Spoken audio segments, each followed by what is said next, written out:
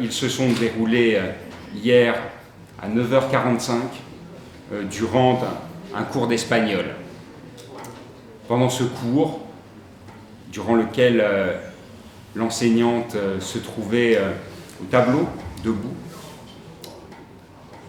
un élève s'est levé, s'est saisi d'un rouleau de sopalin,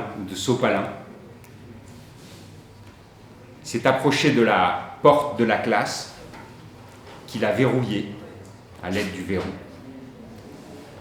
Il s'est ensuite dirigé vers son professeur d'espagnol, en sortant de ce sopalin un couteau de cuisine avec une lame de 18 cm.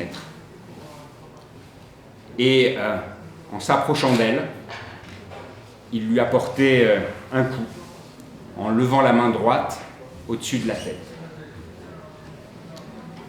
Coup porté au niveau du haut de la poitrine et un geste décrit par certains témoins comme rapide, fluide, sans hésitation. Le mis en cause est alors resté debout, comme sidéré, et les élèves qui étaient présents dans la classe ont pris la fuite en courant. Cet élève mis en cause, donc, est entré dans la salle de classe voisine, jouxtant celle dans laquelle se déroulait ce cours d'espagnol.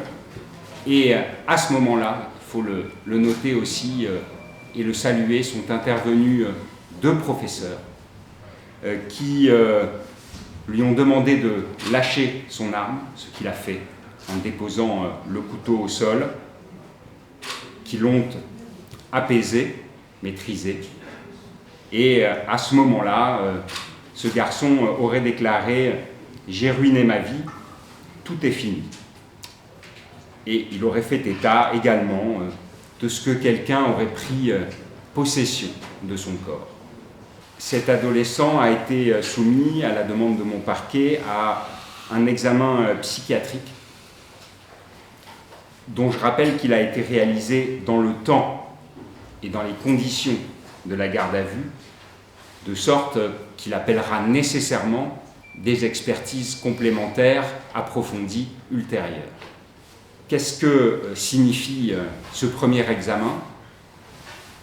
Que cet adolescent apparaît accessible à une responsabilité pénale, sous réserve, là encore, comme je vous le disais, des expertises qui devront être ordonnées et d'une possible altération de son discernement.